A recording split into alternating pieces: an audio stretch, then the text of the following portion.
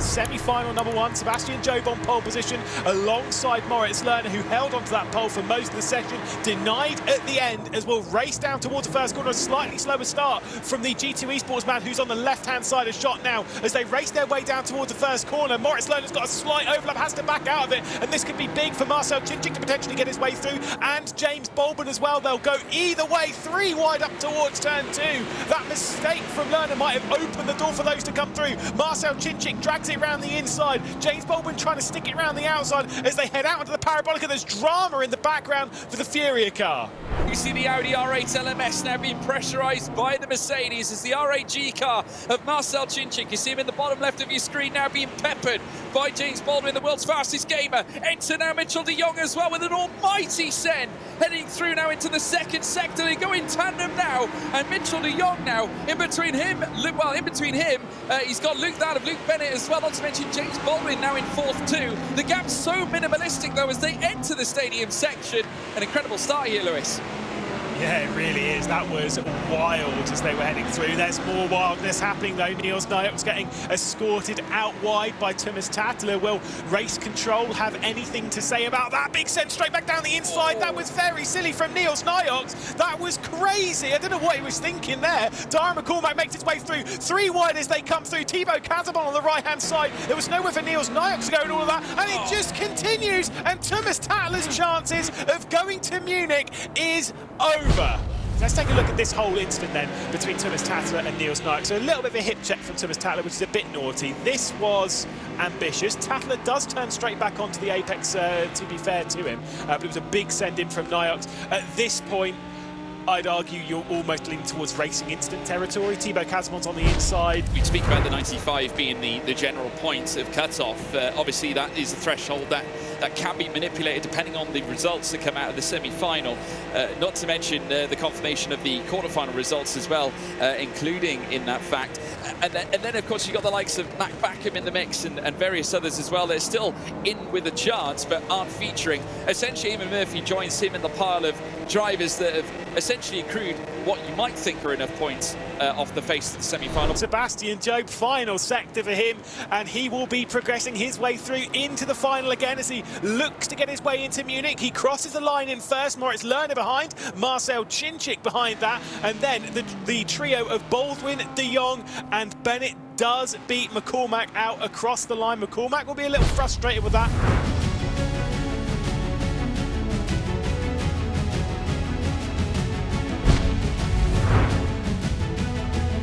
Very shortly, 5 lights certainly are lit, and it's pedal to the metal, and it is go, go, go, go, go. Marco Pajic getting a very nice launch indeed. Kike Oliveira immediately tracking in behind the Mercedes as well as the cars make their way through turn 1. There's Joshua Rogers also looking to try and get himself into the mix. The G2 Esports car. There you see Joni Tormela as well in the mix. Rogers immediately going down the inside, pouncing through now as they make their way through turns 2 and turns 3 as well. Heading out to Weinfahrt Parabolica now, down through the in-swinger, through the left-hander, and still Joshua Rogers unable to usurp that at all of Joni Tormela. Holds on to 4th place, but entering now the fray, the mouse car of Yuri Karsdorp now. We got 3 wide, very nearly 4 cars now, heading through in towards Spitz Curve. They run in tandem, they're looking for space, they're battling, they're banging, they're clanging as they head through now, down through towards the middle sector. Still though, it is Pajic on top as Karsdorp goes wheel to wheel with Joshua Rogers.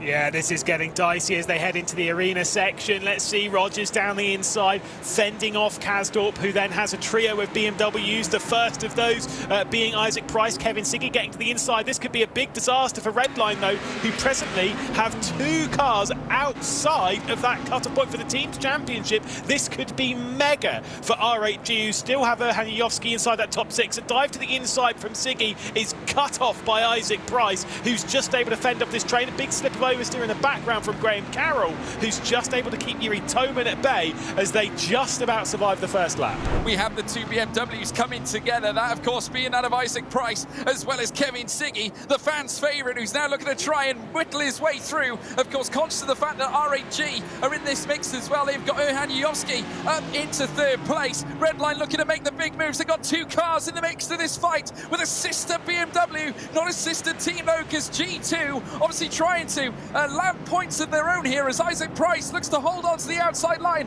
heading at a Spitz curve. Still Rietveld coming straight back at him here as they remain still wheel to wheel, powering through the middle sector, and now Rietveld takes that 7th place. It was a double attack, and now enter Kevin Siggy into the mix as well, as they both look to move up places. I tell you what, Price is in trouble here. He's essentially outnumbered in this fight between G2 BMWs and REDLINE BMWs. We're running on board with Graham Carroll. He's also in the mix of trying to get points to essentially guide him to the major as well, and has got quite a chunk to obviously reclaim.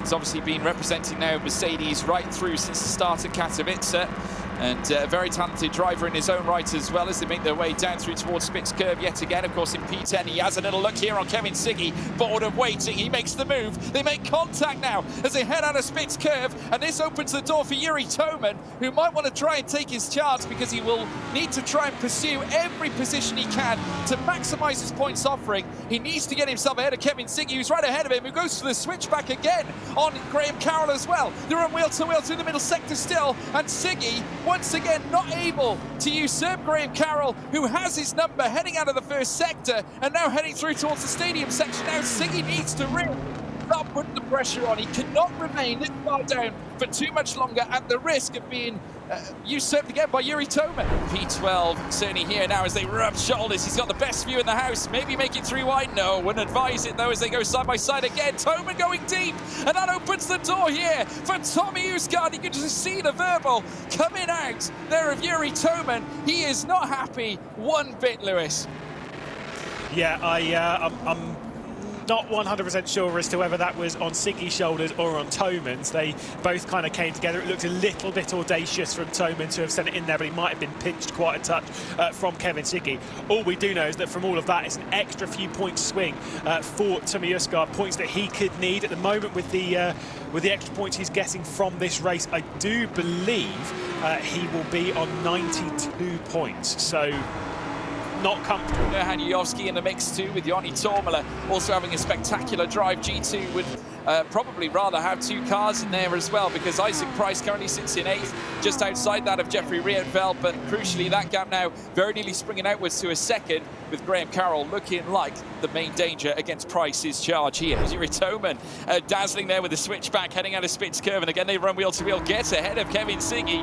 This battle is absolutely fantastic to watch. These two have been going at it now for quite some time. Back down the inside now, Kevin Siggy, as they run wheel to wheel again, making contact still, as once again Toman again getting all verbal here with Siggy, coming side by side. What a fight this is between 2 of the greats in this championship. Siggy as well, who has been a tenacious sim racer for quite some time, as has Toman in this title race, as now we're seeing them come toe to toe again. This speaks volumes about the fight that we're witnessing between 2 great teams with 2 great legacies when it comes to sim racing.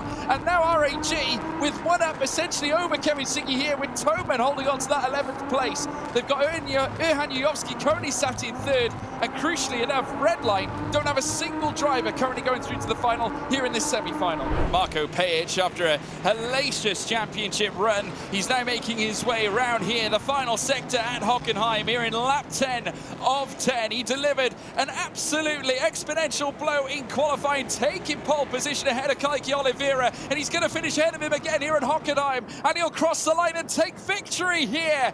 He's already a race winner. He's a final winner. He is now a race winner here in the semi-final here at Hockenheim.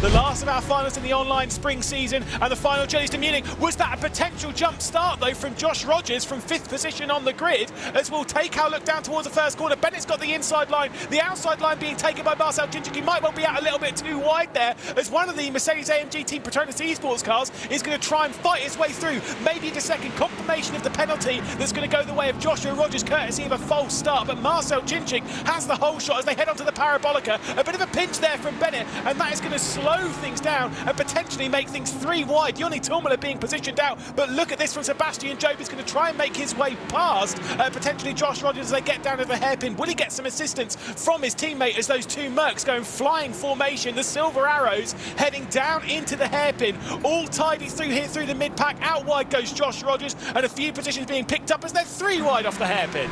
Tormala right in the mix. There's Yuyovski further back. Rogers right between him too as they come through this next right. The fast right-hander. Job still currently sits in 6th, but Yuyovski with a very different fight to this time. Rogers now settling in behind him, but he will have to take a penalty and drive through at this point after that false start. We see it here in round number 8. Big clobbering of the curb there from Baldwin, who's closing in now on Bennett. Is he going to be close enough to potentially try something? Not into turn 2, but potentially down into the hairpin, deep onto the brakes. Remember, the Mercedes does typically struggle a little bit in this kind of section here, going into the second sector. A look at team bosses from both Team Redline and R8G. Mehdi Al-Fati on the top of the right-hand side for R8G. Mark Printing on the bottom right for Team Redline. Let's communication between Team Redline, obviously from manager to driver. Let's see how hard Bennett's going to fight Baldwin. The answer to that question is not hard at all, and you could tell by the reaction that Mark Printing had there. He was basically telling Bennett, who was very clearly asking, what's happening here, do I fight him? He said, no, don't fight him. Let Baldwin go. Now Yoni Tormala comes under, well, he's trying to put the pressure on Marco Pajic here as well. I'd imagine with a little bit of Sebastian Job in mind. He is getting close to Sebastian Job, but I get a feeling it's a little too late as Yuri Kadstorp now goes side by side with Mitchell de Jong as they whip through the very fast right-hander. Now the mouse car looking to get itself in front in the Audi R8, but still the Porsche coming back at him here. Now as Mitchell de Jong creeps down the inside, Yoni Tormala also trying still to put pressure on here on Marco Pajic. Of course, in an effort to bring Joe perhaps into this mix too, as they look to go wheel to wheel heading through the stadium section, but still Pajic saying no as this battle between Kadstorp and Mitchell de Jong still pursues at this point. Fantastic attempt there for the pair of them. They're putting on a decent show here in the battle for 9th position. You're absolutely right, by the way, about Tormala and Pajic. Tormala's trying to fight Pajic so hard to bring Sebastian Job more into the fight. Again, Sebastian Job needs 4th position. Out wide goes Mitchell de Jong. To the inside goes Yuri Kadstorp as we head through the final corner and on to the final lap here of the online spring season. The final lap before we go racing in Munich in a few weeks' time. Who's going to come out on top at the moment? It's between Cinčić and Baldwin. Marcel Cinčić is going to lead their way across the line, and the Hungarian is going to take victory for R8G. He had to fight for that one, had to defend from James Baldwin as tight races across the line. Bennett drops back to 3rd. The championship will go the way of Team Redline in the team side of things, but on the drivers, the top man to beat was Marcel Cinčić.